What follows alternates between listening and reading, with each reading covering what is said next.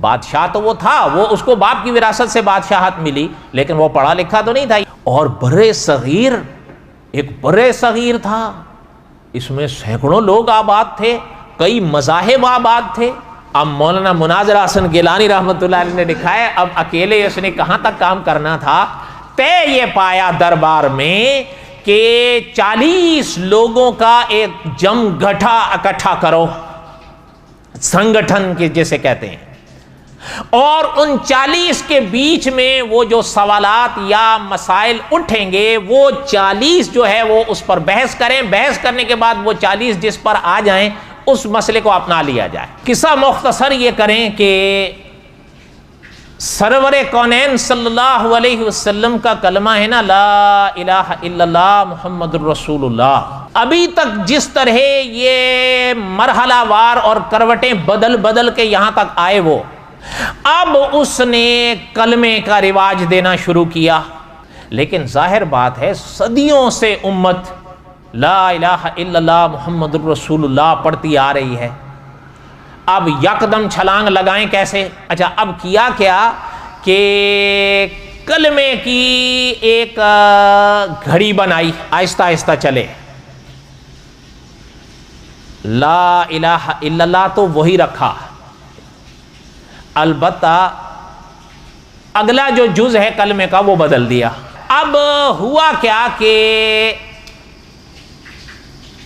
پہلے تو ایسے اعلان کیا گیا یا ظاہر کیا گیا کہ جو ہمارے مرید ہوں گے وہ یہ کلمہ پڑھا کریں گے، اس سے ان کو یہ فائدہ ہوگا وہ فائدہ ہوگا. لیکن مولانا مناظر حسن گیلانی رحمۃ اللہ علیہ نے لکھا ہے، ان کی تاریخ پڑھنے سے تو پتہ چلتا ہے کہ نہ صرف مریدین کے لیے بلکہ خاص و عام کے لیے انہوں نے نئے کلمے کا رواج دیا اور پابند کیا کہ لا الہ الا اللہ محمد الرسول اللہ نہیں، اب جلال الدین اکبر کا کلمہ چلے گا. اور پھر اب ظاہر بات ہے وہ بھی یہ چیز سمجھتے تھے نا کہ صدیوں سے امت لا الہ الا اللہ محمد الرسول اللہ پڑھتی آ رہی ہے، تو اب ہم کہیں گے کیا؟ یہ چیز وہ بھی سمجھتے تھے کہ حضور علیہ الصلوۃ والسلام کا اگر انکار کریں گے تو ہماری سنے گا کون؟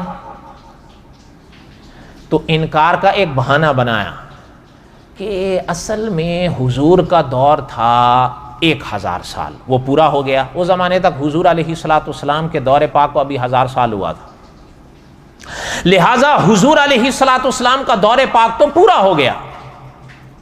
اچھا جب دور پورا ہو گیا اور قیامت نہیں آئی تو نبوت یا وحی کی تو ضرورت ہے نا. میں نے ابھی عرض کیا کہ کوئی بھی قابل شخص مذہب کی ضرورت سے تو انکار نہیں کر سکتا. اب ان کے ذہن میں اب انہوں نے کہا کہ بھئی بات یہ ہے کہ سرور کونین صلی اللہ علیہ وسلم کا دور تو پورا ہو گیا، لیکن بادشاہ صاحب کے روپ میں خلیفہ آ گیا. اب بادشاہ صاحب جو فیصلہ کریں گے وہ وحی کی رہنمائی میں ہوگا، لہذا اس کو اپنا لیا جائے گا، اور جس بات کو بادشاہ چھوڑ دیں گے یا منع کر دیں گے وہ یا تو منسوخ ہو جائے گی یا غلط ہو جائے گی. اچھا میں آپ ذرا دھیان دیجئے گا، ایک شخص نے ایک کتاب لکھی ہے، اس نے اپنی کتاب کے سرورق پر ایک کلمہ لکھا ہے. کلمہ ابھی میں نے اور آپ نے دہرایا ہے نا، لا الہ الا اللہ محمد الرسول اللہ. کلمہ تو یہاں ختم ہے، صحیح بات ہے یا غلط بات ہے؟ کلمے کے یہی 2 جز ہیں جو قرآن پاک میں بھی ہیں، لا الہ الا اللہ محمد الرسول اللہ.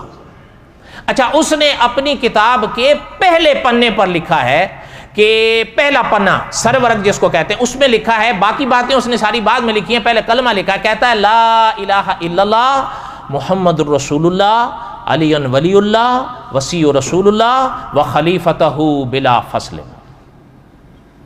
اچھا اب میں آپ سے پوچھتا ہوں کہ لا الہ الا اللہ محمد الرسول اللہ تو مکمل ہو گیا ہے یا نہیں؟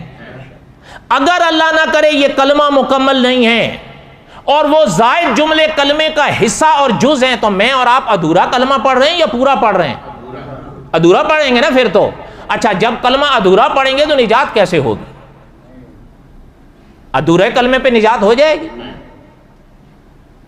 اور اگر وہ زائد ہے، اور یقیناً زائد ہے، اچھا تو کلمے کا ایک حصہ ہم زائد اپنا لیں اور اس کو وہ درجے دے دیں جو لا الہ الا اللہ محمد الرسول اللہ کے ہیں، تو پھر نجات کیسے ہوگی؟ ابھی آپ یہ سنیں کہ اب انہوں نے یہ چیز ذہن میں رکھی کہ لا الہ الا اللہ محمد الرسول اللہ، حضور کے دور کو تو 1200 سال 1000 سال ہو گئے، لیکن ظاہر ہے قیامت تو نہیں آئی، تو نبوت اور وحی کی تو ضرورت ہے۔ نبوت اور وحی کا کہو کہ جی خلیفہ صاحب موجود ہیں، خلیفے سے ان کی مراد جلال الدین اکبر تھا، اور اس زمانے میں اس کی بادشاہت تھی، سلطنت تھی۔